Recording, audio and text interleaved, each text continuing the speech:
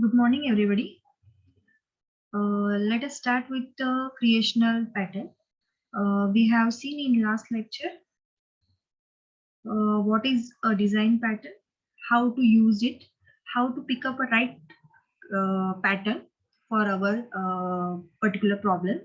Okay.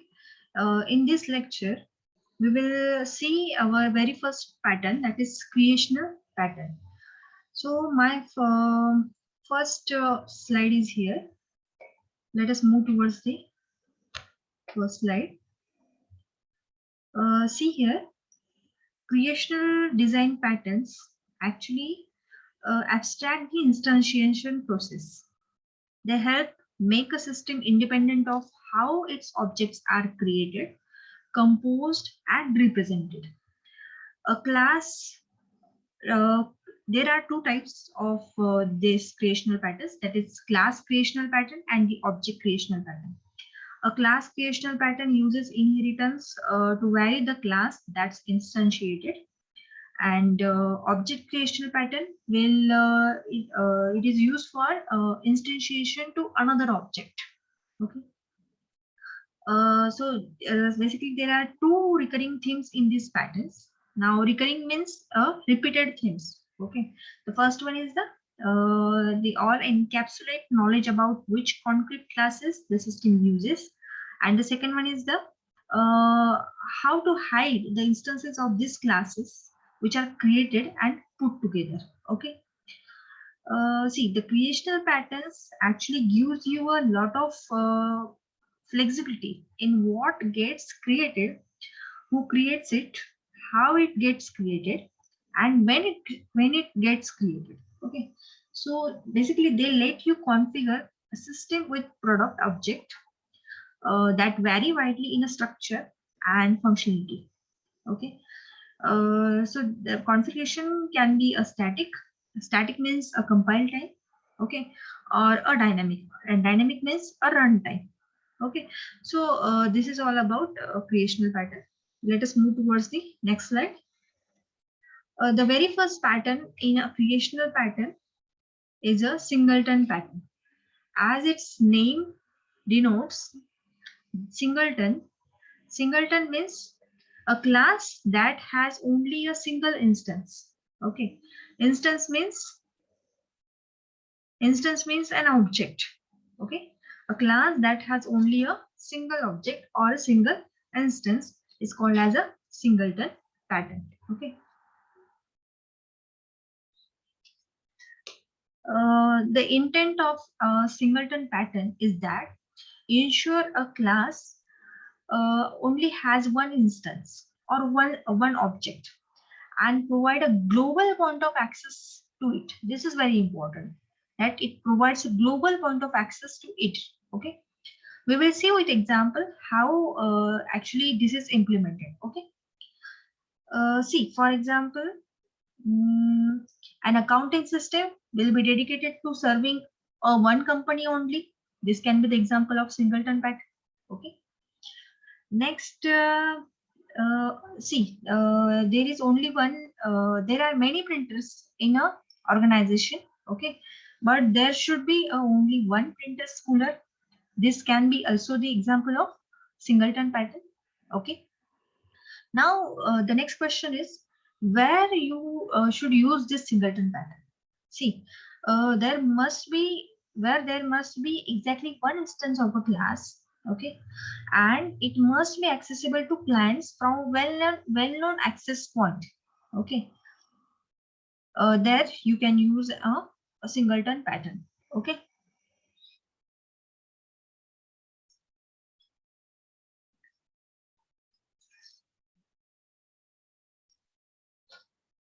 Now the next one is the what is the benefits of using these singleton patterns. The first one is that it provides a control access to the sole instance. Okay. The next one is it reduces the namespace. Okay. And after that, it permits refinement of operations and representations. The fourth one is the permits a variable number of instances, and the fifth one is the more flexible than class operations. So these are all the benefits of using the singleton patterns. Okay. Now let us move towards the next slide. In the next slide, here is a non-software example of singleton pattern. Okay, so basically what this figure denotes, this figure is shows the object diagram for singleton pattern using a precedence example.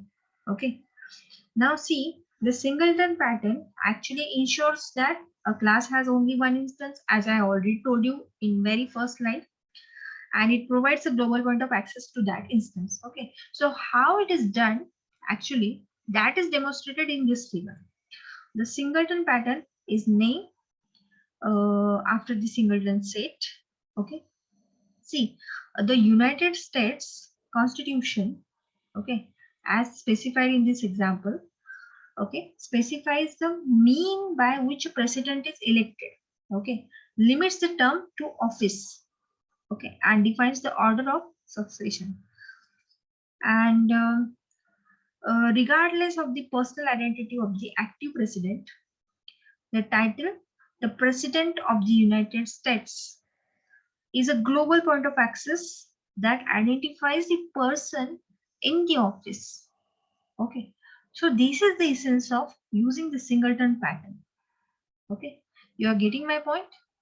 Where you can use the singleton pattern. Okay, this is a very simple example, so I hope you got it. Okay, now let us move towards the next slide. Here is an implementation of singleton pattern.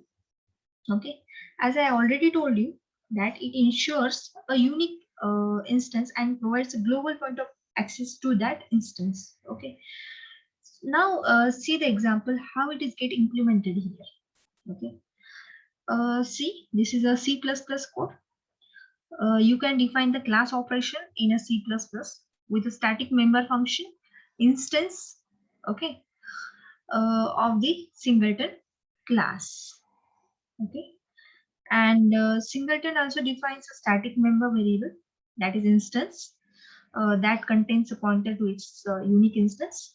Okay, the singleton class is declared as using this, okay, class singleton public static singleton instance. This is the one operation here.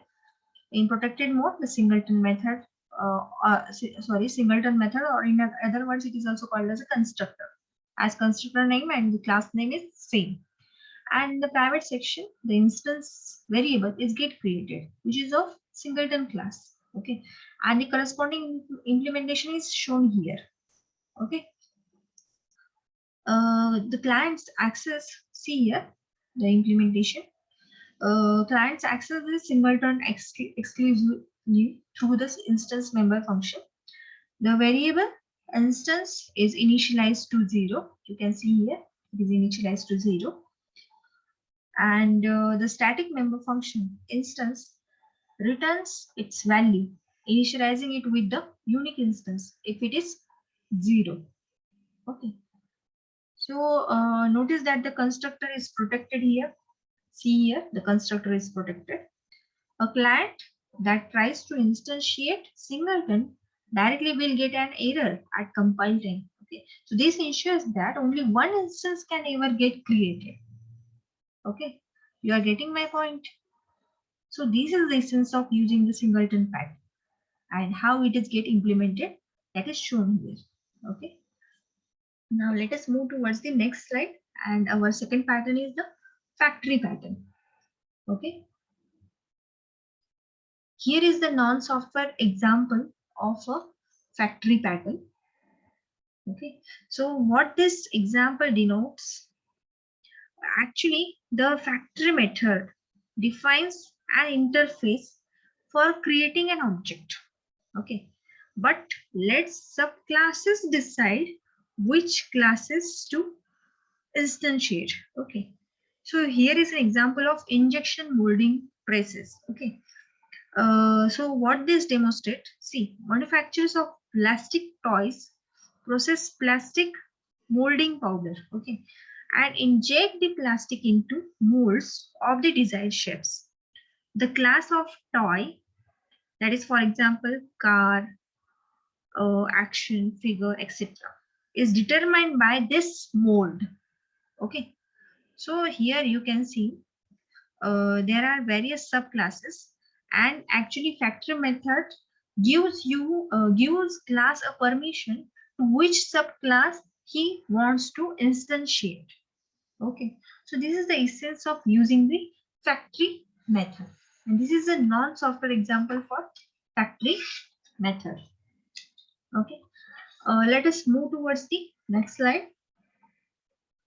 See, the intent of factory method is that, as I already told you, define an interface for creating an object, but let subclasses decide which class to instantiate. Okay, so they subclass is having a right here, okay, to instantiate a particular class. Okay, so factory method lets a class defer instantiation to subclasses. Okay, it is also known as a virtual constructor, in other words. Okay, so factory method and virtual constructor is synonymous to each other. Okay, now you can see this is a class diagram for an application, for a particular application. See here, see two key abstractions here in this framework are the classes application. See, this is one class, that is application class, and the document class. Okay, this both the classes are abstract. Okay, so as you already know that you can't create the instance of abstract classes. Okay, and clients have to subclass them to realize their application specific implementation. So obviously, to implement the behavior of this particular classes, you have to instantiate that particular classes. Okay, so to create, for example, to create a drawing application, take an example. To create a drawing application, for example, we define the class drawing application, okay, and drawing document. Okay, drawing application and drawing document. The application class is responsible for managing documents and will create them as required. Okay, when the user selects open or new from a menu, okay, so it will be get manage. Okay, the particular document will be managed. Now see, because the particular document subclass to instantiate is application specific. Okay, the application class can't predict the subclass of document to instantiate. The application class only knows when a new document should be created. Okay, not what kind of document to create. And this creates a confusion here that the framework must instantiate classes, but it only knows about abstract classes which it cannot instantiate. Okay, now this is a confusion here, and for that this problem, the solution is given by a factory method. Okay, factory method provides a solution to this particular problem. Let us see how. See, actually, factory method encapsulates the knowledge of which document subclass to create, and it moves this knowledge out of the framework. Okay, so now in this example, actually this create a document, this method is a factory method. Okay, and this return new my document, this returns a appropriate document subclass. Okay,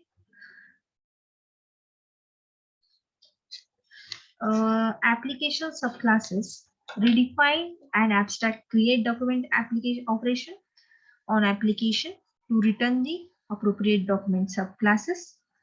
Once an application subclass is instantiated, it can then instantiate application specific documents without knowing their class. Okay, so you can call create document as a factory method because it's responsible for manufacturing an object.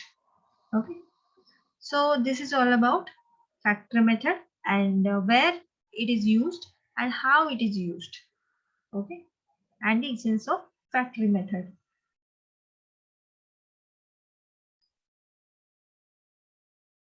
So this is all about factory method. Let us move towards the next slide. So here I am ending my second lecture, okay, which is based on a creational pattern. Okay, in the next lecture we will discuss about a structural pattern in detail. Okay, for a time being I am ending my session. Thank you for patient listening.